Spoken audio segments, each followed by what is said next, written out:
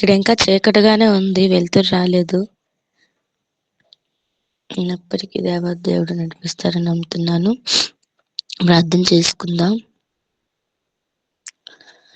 స్తోత్రముడు తండ్రి, స్తోత్రము నాన్న, పరిశుద్ధుడ, మహోన్నతుడా, సర్వోన్నతుడా, సర్వాధికారి, జీవము కలిగిన మా యేసయ్య నీకు స్తోత్రములు తండ్రి. నాన్న యేసయ్య, గడిచిన దినముల కృపాహస్తాలలో మమ్మల్ని తండ్రి భద్రపరిచి తండ్రి నీ సజీవమైన రెక్కల చాటును కాచి కాపాడి నడిపించిన విధానమును బట్టి వందనములు ప్రభా. నా తండ్రి నాన్న స్తోత్రం. ఉదయకాల సమయంలో ప్రభా నీవిచ్చినటువంటి అవకాశమును బట్టి ఏ యోగ్యత మాకు లేదు తండ్రి, అర్హత లేదు నాన్న తండ్రి స్తోత్రం. మరొక మారు తండ్రి నాన్న నిన్ను తండ్రి ప్రకటించడానికి, వాక్యాన్ని తండ్రి చెప్పటానికి నీవు ఇచ్చినటువంటి అవకాశం బట్టి వందనములు. మమ్మల్ని మరుగు చేయండి ప్రభా. దేవస్తోత్రం నీవు మాత్రమే కనపరచబడాలి, నీవు మాత్రమే హెచ్చింపబడాలి ప్రభా. దేవ మీరే కృప చూపించండి. నీ ఆత్మ నడిపింపును మాకు అనుగ్రహించి వాక్యముల ద్వారా తండ్రి మా అందరితో మీరే మాట్లాడి మీరే మీ చిత్తానుసారంగా నడిపించి మహిమ పొందుకోమని ప్రార్థిస్తూ యేసునామమును బట్టి వేడుకొని అడుగుచున్నాము పరమ తండ్రి. Amen, amen.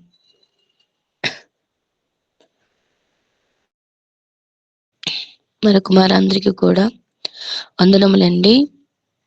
ఈరోజు మనం చెప్పుకోబోయే విషయంలో కొన్ని విషయాలు మనం మాట్లాడుకుందాం. దేవుని చిత్తం విషయంలో మనము కొద్ది నిమిషాలు మాట్లాడుకుందాం. దేవుని చిత్తము ఎవరు చేస్తున్నారు? అసలు దేవుని చిత్తం అంటే ఏమిటి? దేవుని చిత్తము చేసేవారు ఎలా ఉంటారు? వీటి విషయముల గురించి కొద్ది నిమిషాలు మనము మాట్లాడుకుందామండి. దేవుని చిత్తము చెయ్యాలంటే మొదటగా మనము ఏమి చెయ్యాలి? దేవుని చిత్తం చేయాలంటే మొదటిగా మనము ఏం చెయ్యాలి? ఈరోజు చాలా మంది కుటుంబాల్లో అస్తవ్యస్తంగా అయిపోతున్నాయి. హిందూ కుటుంబాలు అయితే ఒక పక్షం పక్కన పెడితే, మరి ముఖ్యంగా క్రైస్తవ కుటుంబాల్లో కూడా సమాధానము లేదు. ఒకరికొకరు సమాధానము లేదు, ఐక్యత లేదు, ప్రేమ లేదు. మరి గొడవలు అవుతున్న పరిస్థితులు.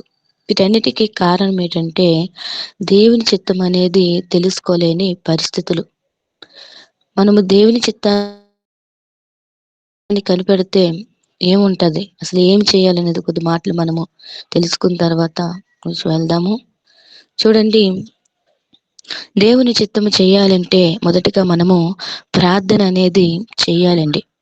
ప్రార్థన అనేది చేస్తే దేవుని చిత్తం ఖచ్చితంగా మనకు దేవుడు బయలుపరుస్తారు. ఈరోజు ప్రార్థన అనేది మనం సరిగా చేయకపోవడం వలన దేవుని చిత్తం అనేది బయలుపరచలేకపోతుంది. దేవుడు ఒకటి చెప్తే మనము ఒకటి చేస్తూ ఉంటాం. దేవుడు ఒక మాట చెప్తే మనము ఇంకొక మాట ప్రకారంగా ఫాలో అయిపోతూ ఉంటాం. తద్వారా ఏమవుతుందంట, అది జరిగిన తర్వాత, నష్టం వచ్చిన తర్వాత, అయ్యో అనవసరంగా నేను చేశానే, దేవుని చిత్తం చేయలేదు అందుకే ఇలా జరిగిందని అనుకుంటున్నా.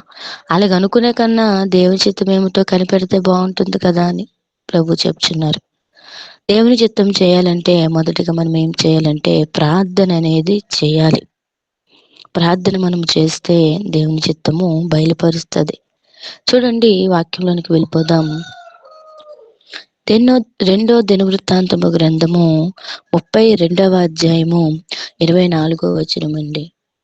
రెండో దినవృత్తాంతము గ్రంథము 32వ అధ్యాయము 24వ వచనము. వీలైతే ఎవరైనా చదవలసిందిగా ప్రభుపేట మనవి చేసుకుంటానండి. రెండో దినవృత్తాంతము గ్రంథం 32:24. ఆ దినముల్లో హిజ్కియా రోగి అయి మరణ దశలో నుండెను. అతడు యెహోవాకు మొరపెట్టగా ఆయన అతనికి తన చిత్తము తెలియపరచి అతనికి సూచన ఒకటి దయచేసెను. చాలండి. చూసారా, హిజ్కియా రోగగ్రస్తుడుగా ఉన్నాడు.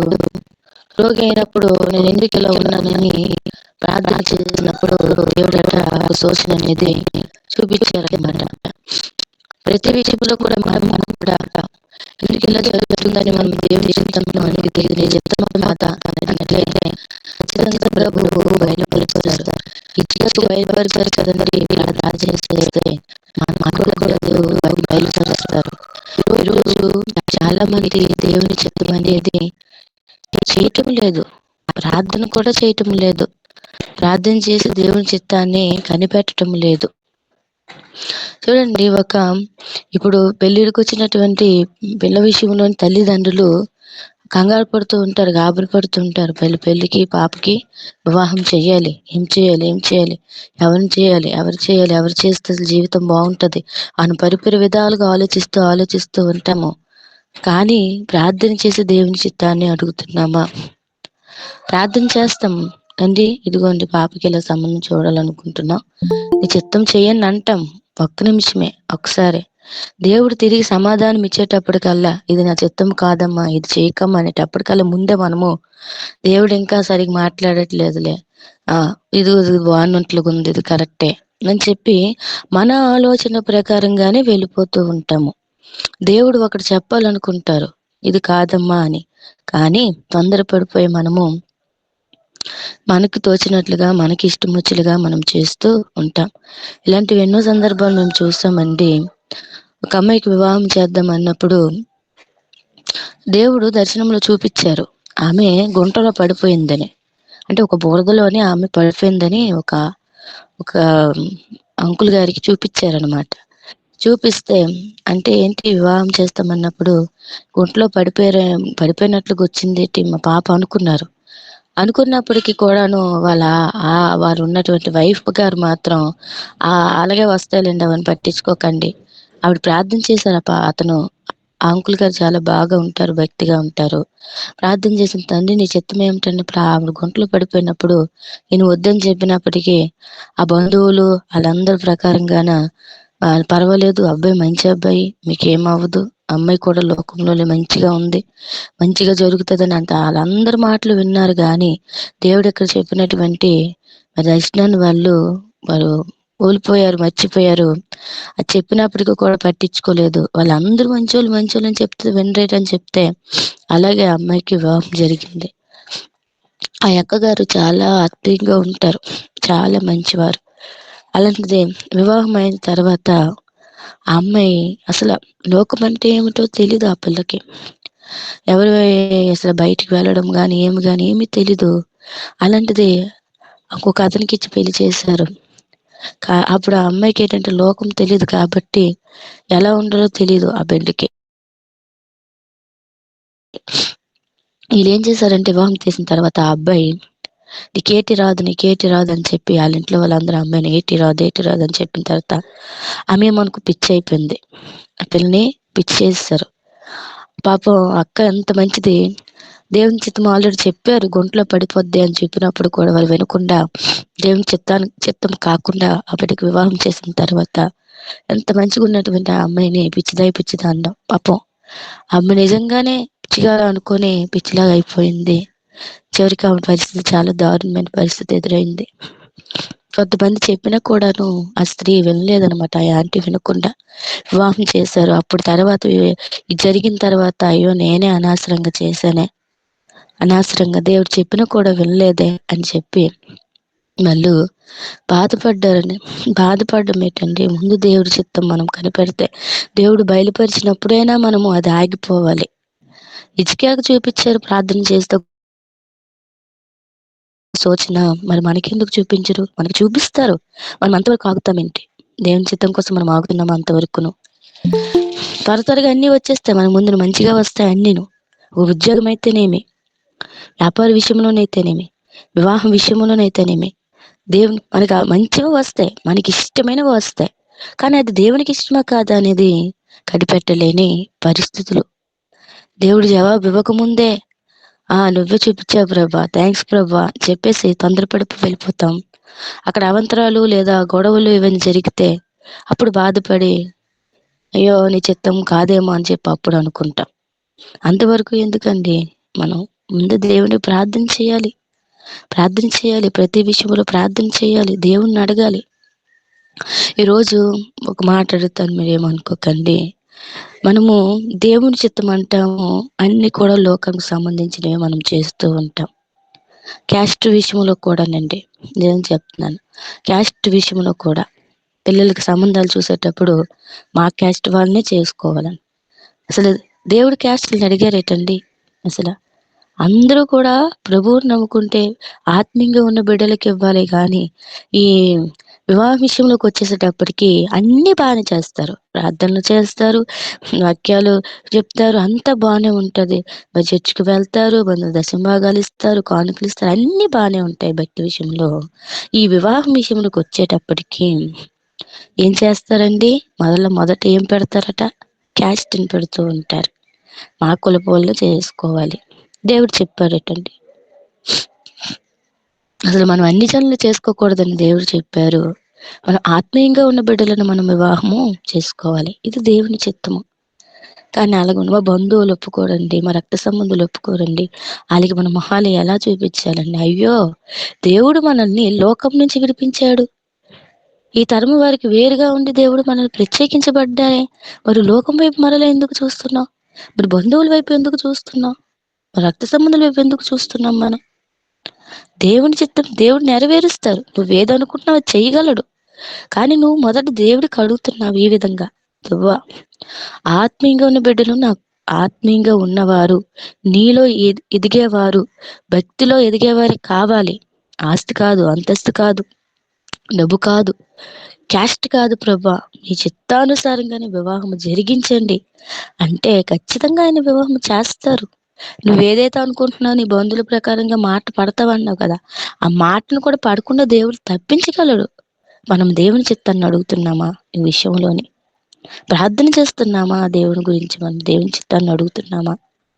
విధానం ప్రతి ఒక్కరు ఆలోచించవలసిందిగా మరి ప్రభు పెట్టి మనవి చేసుకుంటున్నాం. ప్రార్థన పూర్వకంగా మనం ఏది తలపెట్టినా మొదటగా మనము ప్రార్థన చేయాలి. దేవుడు ఏదో విధంగా అది దర్శనాల ద్వారా మాట్లాడొచ్చు, కళ ద్వారా నేను మాట్లాడవచ్చు, లేదా నువ్వు వాక్యం చదువుతున్నప్పుడైనా మాట్లాడొచ్చు, లేదా దైవసేవకులు వాక్యాన్ని విత్తుతున్నప్పుడు కూడా దేవుడు మాట్లాడొచ్చు, లేదా దేవుడు ప్రేరేపణ ఇస్తారు. నీకొక ప్రేరేపణ, ఇది దేవుని ప్రేరేపణ ఖచ్చితంగా వస్తది.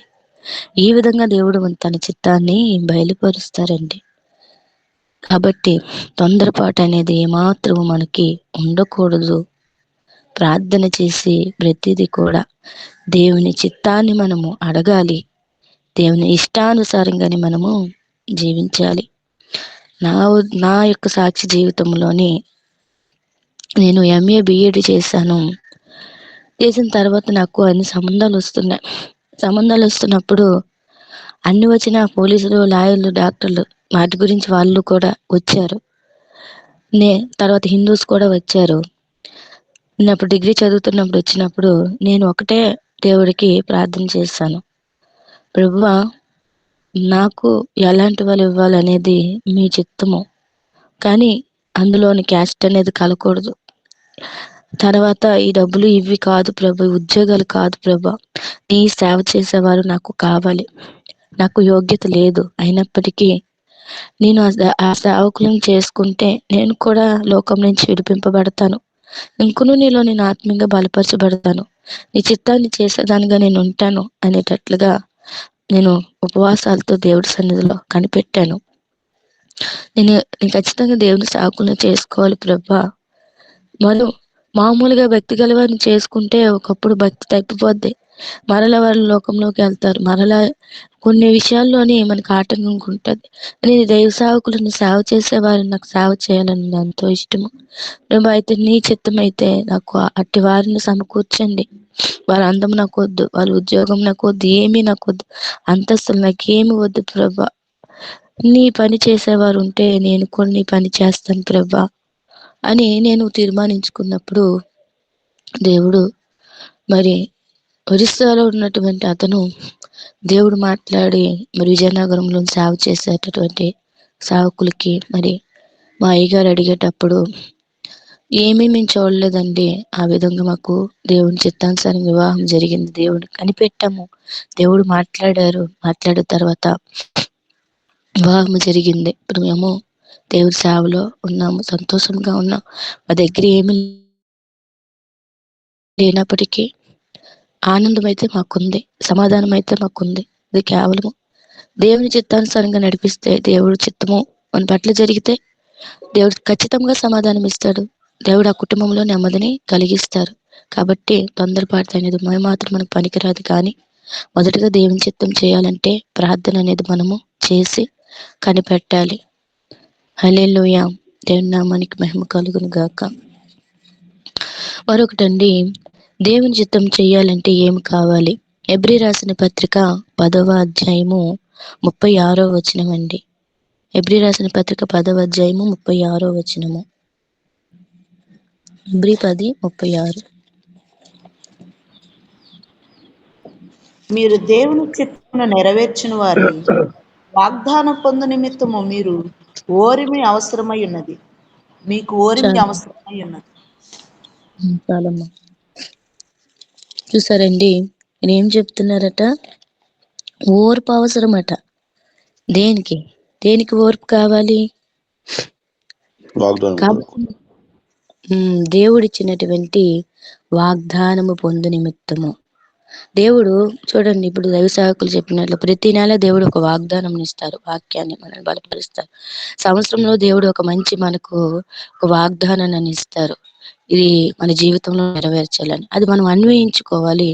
అయితే ఆయన మనకు వాగ్దానం ఇస్తారు, కానీ ఆ వాగ్దానం నుంచి మనం తొలగిపోతూ ఉంటాము. దేవుడు మనకి ఈ వాగ్దానం ఇస్తారు, ఇచ్చేటప్పుడు మనం వాటిని మర్చిపోతూ ఉంటాం. కొన్ని విషయాల్లోనే మరలా దేవుడు ఎన్నోసార్లు బయలుపరుస్తూ ఉంటాడు. మరలా మన ముందు ఎన్నో వాక్యాలు చెప్పేటప్పుడు మరలా దేవుడు అది బయలుపరుస్తుంటాడు. కనిపెట్టక ముందే ఓర్పు, దేవా నువ్వు నాకు సంవత్సరంలో నన్ను ఆశీర్వదిస్తానన్నావు. ఒక ఉదాహరణ చెప్తున్నానండి. దేవుడు నిన్ను దీవించబోతున్నాను, ఉన్నతమైన స్థానంలో నిలబెట్టబోతున్నానని వాగ్దానం ఇచ్చాడు అనుకోండి. ఆ వాగ్దానము నెరవేర్చక ముందే తొందరపడిపోతాం. ఏంటి ఇంకా నా జీవితంలో నెరవేరలేదు, లేదా ఉద్యోగము, ఏ విషయంలో దేవుడు కొత్త మాట్లాడినప్పుడు తొందరపడిపోతాం. ఏంటి ఇంకా దేవుడు ఇంకా ఇవ్వట్లేదు ఏంటి, ఇంకా ఇవ్వట్లేదు ఏంటి, ఇంకా ఇవ్వట్లేదు అని దేవుడు తొందరపడిపోయి మనం ఏది చేయమో తొందరపడిపోతాం. కానీ దేవుడిచ్చిన వాగ్దానాలు నెరవేర్చేవాడండి. ఆయన వాగ్దానం ఇచ్చి, ఆయన మాట ఇచ్చి తప్పువాడా? మాట ఇచ్చి తప్పుతారండి మనుషులు, కానీ దేవుడు మాట ఇచ్చి తప్పడండి. ఆయన ఏదైతే మనతో వాగ్దానం చేశాడో, ఏదైతే ఆయన మనకు మాట ఇచ్చాడో అది ఖచ్చితంగానే నెరవేర్చేటకు సమర్థుడైన దేవుడు. హల్లెలూయా! అయితే ఈ వాగ్దానం మన జీవితంలో నెరవేర్చాలంటే, నెరవేర్చబడాలి అంటే మనకేమి కావాలంట? ఓర్పు అనేది చాలా అవసరం. ఎంతకాలమైనా ఎదురు చూస్తాను ప్రభువా, నువ్వు ఇచ్చినటువంటి రక్షణ వాగ్దానాల దిశగా నన్ను నడిపించు. దేవుడు మనకు ఒకటి మాట్లాడతాడు, దేవుడు వాగ్దానం ఇస్తారు, అది కనిపెట్టాలి. దాన్ని కనిపెట్టాలంటే ఓర్పు అనేది చాలా అవసరం. విసిగిపోకూడదు. ఏంటి ఇంకా చేయలేదని దేవుడిని అడగకూడదు. దేవుడు ఇచ్చేనంత వరకు ఆయన చిత్తాన్ని కనిపెడుతూ ఓర్పుతో మనం ఎదురు చూస్తే ఖచ్చితంగా ఆ యొక్క వాగ్దానాన్ని మన జీవితంలో నెరవేరుస్తారండి. దేవుడి నామానికి మహిమ కలుగును గాక. హల్లెలూయా! తర్వాత మనము దేవుని చిత్తము చేసేటప్పుడు ఏమైపోవాలట? దేవునికి మనము దాసులమైపోవాలి. లోకా సువార్త 22వ అధ్యాయము 42వ వచనంలోని, సమయం అవుతుంది కనుక నేను కొద్దిగా చెప్పేస్తాను.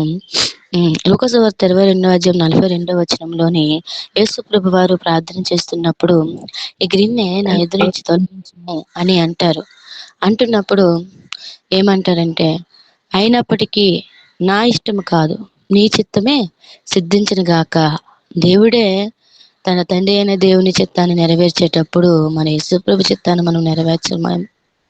ఆయనే అంత ఇదైనప్పుడు మరి మనం ఇంకా దేవుని చిత్తం కోసం ఎలా కనిపెట్టాలి? దేవుడు అంటున్నాడు, ఇది నాకు కష్టముగా ఉంది, అయినప్పటికీ నా ఇష్టము కాదు ప్రభా, మరి నీ చిత్తమే తండ్రి నెరవేర్చండి అని అడిగారు. మనము కూడా కొన్ని ఆఫర్స్ మనకు వస్తూ ఉంటాయి. అది ఎంతవరకు దేవుని చిత్తం అనేది దేవునికి అప్పగించాలి. లేదా కొన్ని మనకి సమస్యలు, శోధనలు వస్తూ ఉంటాయి. ఆ వచ్చినప్పుడు ప్రభువా నాకు ఈ శోధన పెట్టావు, ఎందుకు నా తండ్రి ఇలా పెట్టావని కాదు, కానీ నీ చిత్తం తండ్రి, నన్ను ఎందుకు ఇలా పెట్టావు, ఈ మార్గంలో నడిపించాలనుకుంటున్నావు, నడిపించు. ఏదైనా నీ చిత్తమే. తొందరపాటు అనేది నాలో తొలగించు. నిన్ను ఏమాత్రము దూషించకుండా ఉండేటట్లుగా సహాయం చేయండి. నీ చిత్తమే నా పట్ల సిద్ధించిన గాక అని ప్రార్థించేవారుగా ఉండాలి. హల్లెలూయా! మరొక మాట ఇంతవరకు దేవుని చిత్తం చేయాలంటే వీటి గురించి మనం తెలుసుకున్నాం. మరి దేవుని చిత్తం చేసేవారు ఎలా ఉంటారట?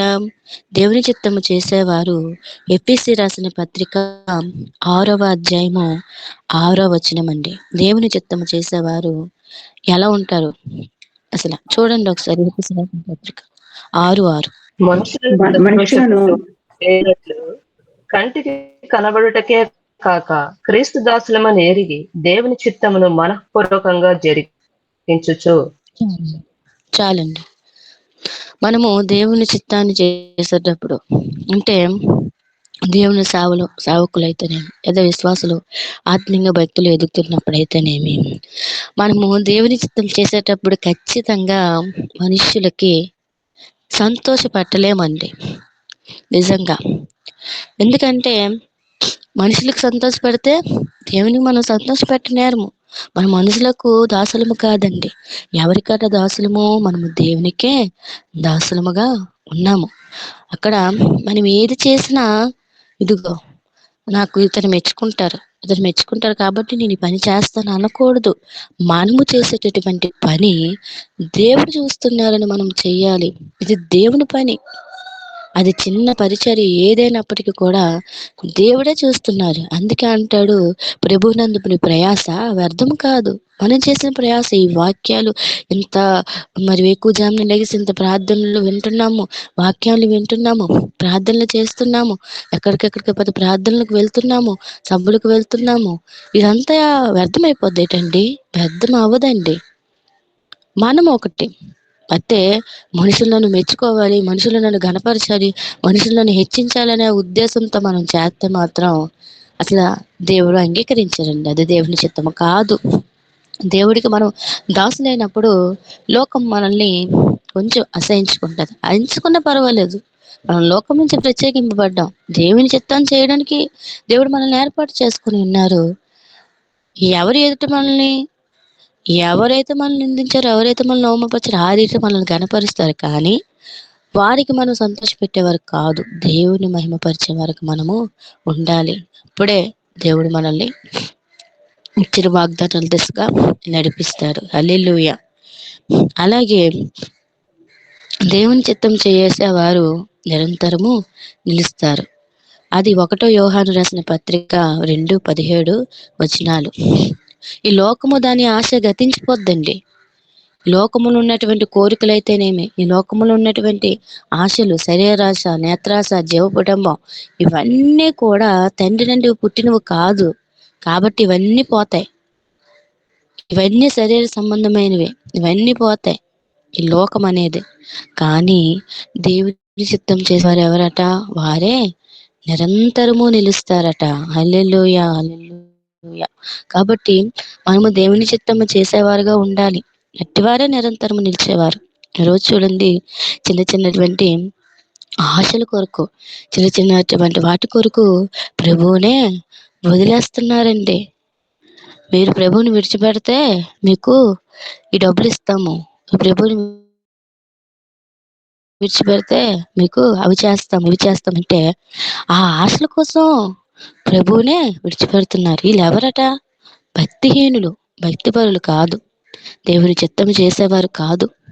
దేవుని చిత్తము చేసేవారైతే ఎన్ని శ్రమలు వచ్చినా, ఎన్ని శోధనలు వచ్చినా, ఎన్ని ఇరుకులు వచ్చినా, ఎన్ని ఇబ్బందులు ఎదురైనా ప్రభు కోసమే బ్రతుకుతారు. మాకున్నా లేకపోయినా, మమ్మల్ని నాకెవరిచ్చినా ఇవ్వకపోయినా దేవుడే మమ్మల్ని చూసుకుంటారు. ఆయన చిత్తమే నా పట్ల నెరవేర్చాలి అని అనుకుంటారండి. ఈరోజు చిన్న వాటి కోసమే బంధువులు ఏది చెబితే అన్ని ఆచార పద్ధతులు అనుసరిస్తూ ఉంటాం. అక్కడ మనం దేవుని చిత్తం ఈ మాత్రం మనం నెరవేరుస్తున్నాం అనేది మనం గ్రహించాలి. లోక పద్ధతులు, కుల పద్ధతులు ఇవన్నీ పెట్టుకుంటూ దేవుని బాహాటముగానే సిలువ వేస్తున్నాం. ఆయన మనకు సిలువ వేశారు మన అందరి నిమిత్తము. మరలా ఆయన్ని గాయపరుస్తున్నాం, మరలా ఆయనని మనం బాధపరుస్తున్నాం. కాబట్టి ఆయన చిత్తాన్ని మనము చేసేవారుగా ఉండాలి. లోకము దాని ఆశ గతించిపోద్ది. దేవుని చిత్తాన్ని ఎవరు చేస్తారో అట్టివారే నిరంతరము నిలుస్తారు. హల్లెలూయా. అయితే దేవుని చిత్తం అంటే ఏమిటి అంటే దేవుడు కోరుకుంటున్నది. కొద్ది మాటలు ఇవి ఒక 3 మాటలు చెప్పేసిన తర్వాత ముగించుకుందాం. 1 దశలోనిక రాసిన పత్రిక 5వ అధ్యాయము 18వ వచనమండి. చదవండి ఎవరైనా. 1 దశలోనిక రాసిన పత్రిక 5వ అధ్యాయము 18వ వచనము. ప్రతి ఇలాగ చేయుట విషయమునందు మీ విషయంలో దేవుని చిత్తము. కృతజ్ఞతలు చెప్పి ఇలాగ చేయుట అవునండి.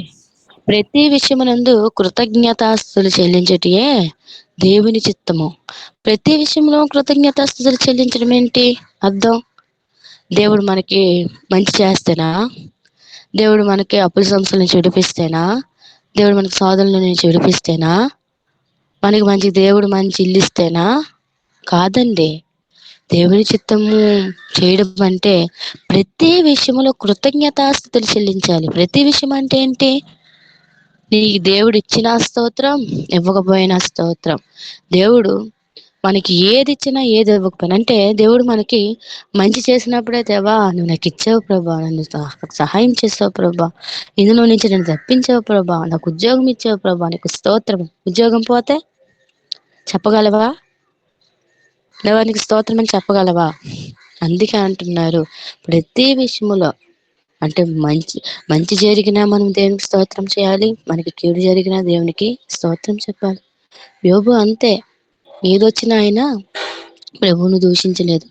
ఈరోజు మనకు మంచి జరిగితేనే దేవుడికి స్తోత్రం అంటే, ప్రభువా నీకు వందనాలు, హ్యాపీ పాటలు వచ్చేస్తాయండి అప్పుడు మన నోటి నుంచి. దేవా నాకు వందనాలు వందనాలు ప్రభువా అని పాట పాడుకుంటాము. చిన్న శోధన ఎదురైతే, చిన్న కష్టం ఎదురైతే అప్పుడు ఎందుకు ప్రభా నీకు ఇది చేశావు, నిన్ను నమ్ముకున్నందుకు ఇదే నేటి ప్రభా అని దేవుణ్ణి దూషిస్తూ ఉంటాయి. ఈ రోజు దూషించిన వాళ్ళే ఎక్కువైపోయారండి. ఈరోజు దేవుడు అక్కర్లు తీర్చేయాలి, దేవుడు మనకి అన్ని ఇచ్చేయాలనుకుంటాం. దేవుడు మన మేలు కొరకు చిన్న శోధన, చిన్న శ్రమ పెడితే, చిన్నది మనకి ఎదురైతే అది కీడు మేలు కొరకు అని ఆలోచించకుండా ఎందుకు పెట్టావు ప్రభు నాయన అని ప్రార్థనకి రావడమే మానేస్తాం, చర్చికి రావడం మానేస్తాం, ప్రార్థన చేయడమే మానేస్తాం. ఇది దేవుని చిత్తమా అండి? ప్రతి విషయంలో కూడా దేవుని చిత్తాన్నే చెయ్యాలి. ప్రతి విషయంలో మనం దేవునికి కృతజ్ఞతాస్తుతులు చేయాలి, చెల్లించాలి. అదేనండి దేవుని చిత్తం. మంచి జరిగితేనే దేవుడికి స్తోత్రం కాదు, మనకి ఏమి జరిగినా, ఏమున్నా, ఏమి లేకపోయినా, ఎట్టి పరిస్థితులు ఎదురైనప్పటికీ దేవుని మనము స్తుతించేవారుగా ఉండాలి. దేవుని నామానికి మహిమ కలుగును గాక.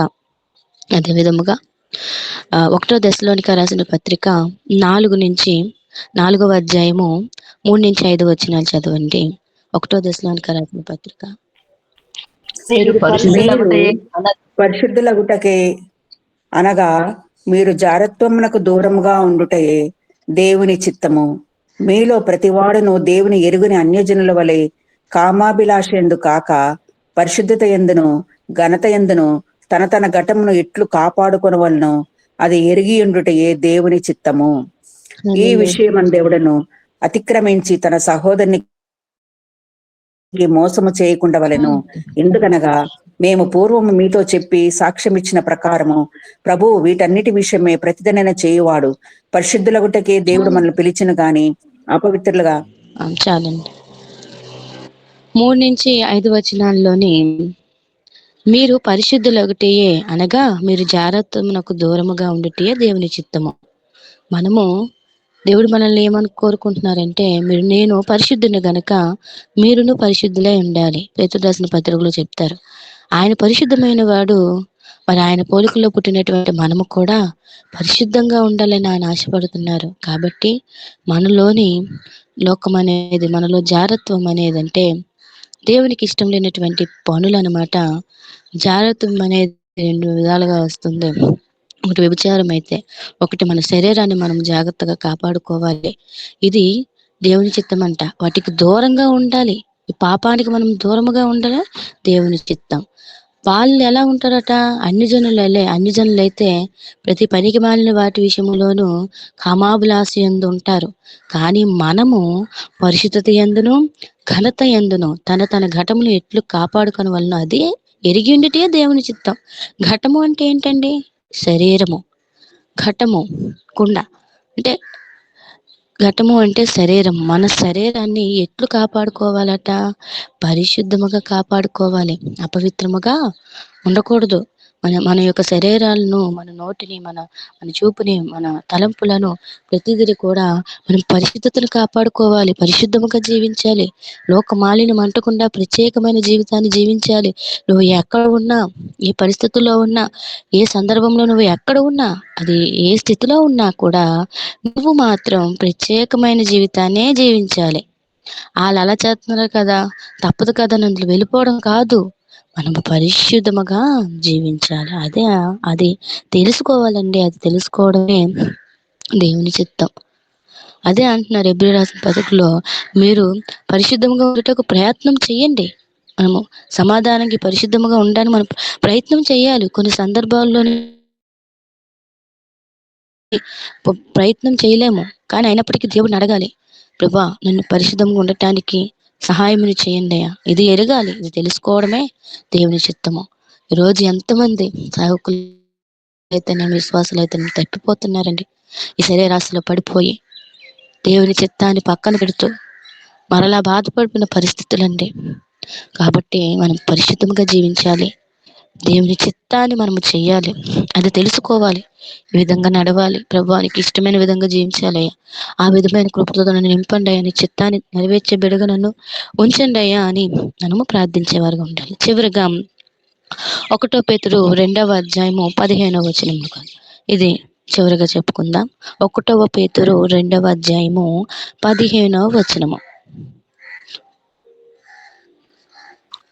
ఏలయనగా మీరిట్లు యుక్త ప్రవర్తన గలవారై అజ్ఞానముగా మాట్లాడు మూర్ఖుల నోరు మూయుట దేవుని చిత్తము. హల్లెలూయా. చివరిగా చూడండి, మీరు ఎట్టి యుక్త ప్రవర్తన గలవారు అంటే ఏంటంటే మేలుకరమైనటువంటి ప్రవర్తన, అంటే మంచి ప్రవర్తన. అంటే ఇప్పుడు మన దానికి ఒకరు గొడవ, మన అజ్ఞానముగా ఉన్నవాడు అజ్ఞానంగా మాట్లాడతాడు. అన్ని చోట్ల అజ్ఞానం మనల్ని దూషిస్తూ ఉంటాడు. ఇప్పుడు ప్రజెంట్ మనకు అసలు స్వతంత్రంగా సువార్తను ప్రకటించలేని పరిస్థితులు, మనం ఏమి చేయలేని పరిస్థితులు. వారు నోరు ముయ్యాలంటే ఒక్కటే కారణం, మన ప్రవర్తన, మన మంచి ప్రవర్తన, మన మంచి నడవడిక ద్వారా వారిని మనము ప్రభు సన్నిధికి రాబట్టగలం. మనం ఏం చేయగలమండి? ఇప్పుడు పరిస్థితులు దేవుడు చెప్పినట్లుగా జనులు మిమ్మల్ని నిందించి హింసిస్తున్నారు. ఇప్పుడు అలాగే జరుగుతున్నాయి. సువార్తను ప్రకటిస్తే ఆపేస్తున్నారు. సభలు పెడుతుంటే ఆపేస్తున్నారు. ఎక్కడైనా బహిరంగ కూర్పులు పెడుతుంటే ఆపేస్తున్నారు. మేమేమి చేయలేని పరిస్థితులు. ఏదైనప్పటికీ ప్రభు చిత్తమే మన పట్ల జరిగించాలని మనం ప్రార్థన చేస్తూ, మరి ముఖ్యంగా మన ప్రవర్తన కాపాడుకోవాలండి జాగ్రత్తగా. నీ ప్రవర్తన సరిగ్గా ఉందనుకోండి, అజ్ఞానముగా మాట్లాడేవాడు నోరు మూసేస్తాడు. అయ్యో అవును కదా, ఈమె ప్రవర్తన చాలా బాగుంది, ఈమె నిజమే ఆ ప్రభు చెప్పినట్లుగా, ఆ యేసు ప్రభు చెప్పినట్లుగా ఈమె నడుచుకుంటుంది, ఇతను నడుచుకుంటున్నాడే, ఈమె ప్రవర్తన మంచిగా ఉంది, వీళ్ళతో మనం ఎందుకు అలా వాదన చెయ్యాలి, ఈయన దేవుడు గొప్పవాడని ఆలే నోరే మూసేస్తారు. ఆడు ఏదైతే అజ్ఞానంగా మాట్లాడదనుకో ఆ నోరు మూసేస్తాడు. ఆడు మన గురించి దేవుడు మహిమపరుస్తారు. అంటే మన ప్రవర్తన ఎలా ఉండాలట? మంచి ప్రవర్తన కలిగిన వారిగా ఉండాలి. ఆ అజ్ఞానం నోరు మూయటే దేవుని చిత్తం. వాళ్ళు ఇప్పుడు మనం గొడవకి వెళ్తే దేవుని చిత్తం కాదండి. మరి గొడవకి వెళ్తారు ఎందుకు? వారికి ప్రభు గురించి తెలియదు కాబట్టి. మనకు ప్రభు గురించి తెలుసు కదా. గొడవలు అప్పుడు దేవుడు అలాగేనంటి, గొడవలకు వచ్చారేంటి? మనం అలాగా గొడవలు పడకూడదు. కానీ వారికి తెలియక వారు అలా చేస్తున్నారు కనుక వారిని క్షమించి మనం ప్రార్థించాలి. వారు నోరు ముయ్యాలంటే మన ప్రవర్తన యుక్త ప్రవర్తన గలవారిగా ఉంటే, అలా అజ్ఞానులు వారైనటువంటి వారు నోరు దేవుడే మూసేస్తారు. అదే దేవుని చిత్తము. ఈ విధముగా మనము దేవుని చిత్తము చేస్తున్నామా? వీటి విషయంలో మనము జాగ్రత్త కలిగిన వారుగా ఉందాం. ఇంక మీదట ఇంతవరకు తొందరపాటు నిర్ణయాలు తీసుకున్నామేమో, నన్ను క్షమించి ప్రభా. ఇక మీదట నీ చిత్తానుసారంగా జీవించేటట్లుగా నాకు సహాయం చేయండి అని మనం ప్రార్థించే వారుగా ఉందాం.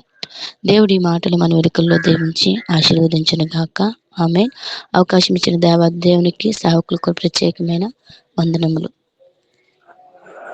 ఆమేన్, ఆమేన్, ఆమేన్.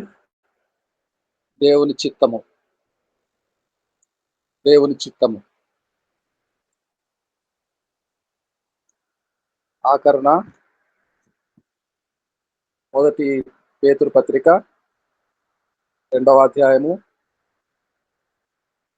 15వ వచనం. ఎలయనగా మీరట్లు యుక్త ప్రవర్తన గలవారై అజ్ఞానముగా మాట్లాడు మూర్ఖుల నోరు మూయించుట దేవుని చిత్తమే. యుక్త వయసుకు వచ్చిన పిల్లలకు పెళ్లి సంబంధాలు చూసేటప్పుడు అనేకులు బంధువులు, రక్త సంబంధికులు, మన కుటుంబపు వారు అజ్ఞానముగా మాట్లాడతారు. వారు నోరు ముయించుట దేవుని చిత్తం. మన ప్రవర్తన యుక్తముగా ఉన్నదో లేదో దేవుడు పరిశీలన చేస్తాడు. దేవునికి కులం అంటగడతామా? దేవునికి కులం ఉన్నదా? మంచి ప్రశ్న. దేవునికి మతం ఉన్నదా? మత స్థాపన చేయడానికి వచ్చాడా దేవుడు? మతం స్థాపించడానికి వచ్చాడా? మంచి ప్రశ్న. ఈ ప్రశ్నను మనమందరము యుక్త ప్రవర్తన గల వారమై మనకు మనముగా వేసుకోవాలి. దేవునికి కులము, మతము ఉన్నదా? క్రైస్తవము ఒక మతమా? క్రైస్తవం ఒక మతము కాదిది, క్రీస్తునందు తిరిగి జన్మము, క్రీస్తునందు తిరిగి జన్మము, క్రీస్తునందు తిరిగి జన్మము. తిరిగి జన్మించిన వారే క్రీస్తు బిడ్డలవుతారు. మారు మనసు పొందుటయే ప్రాధాన్యము. మనసు మారి నూతన పరచబడుటయే చిత్తవృత్తి యందు నూతన పరచబడుటయే దేవుని చిత్తం. దేవునికి స్తోత్రం కలుగును గాక. ఒక కంపెనీలో చదువు తీరిన వారు ఉద్యోగము ప్రయత్నం చేస్తారు. ఆ కంపెనీలో స్టాఫ్ అందరూ, ఆ కంపెనీలో ఉద్యోగులందరూ మన కులపు వాళ్ళే ఉంటారా? అనేక కులముల వారు, అనేక జాతుల వారు, అనేక భాషలు మాట్లాడేవారు ఉండవచ్చును, ఉంటారు. కేవలము మన కులము మాత్రమే ఉంటుందా? అట్లయితే ఉద్యోగము చేయట అసంభవము. స్కూల్లో, పాఠశాలలో చేర్పిస్తారు, కాలేజీలకు వెళ్తారు. కేవలము మన కులపు వాళ్ళే ఉన్న స్కూలు ప్రపంచంలో ఎక్కడైనా దొరుకుతుందా? కేవలము మన కులపు వాళ్ళే, మన మతపు వాళ్ళే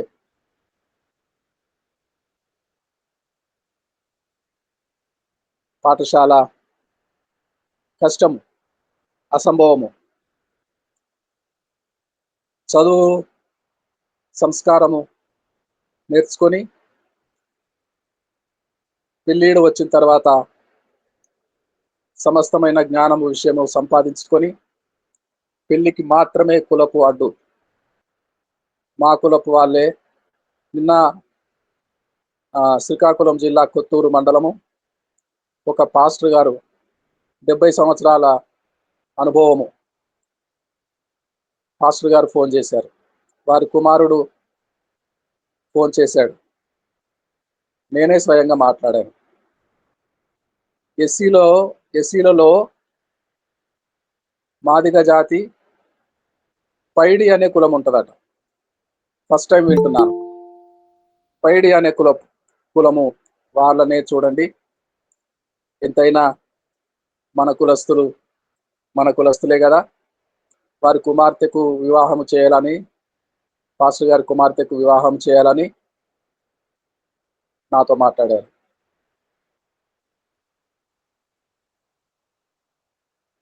కులం,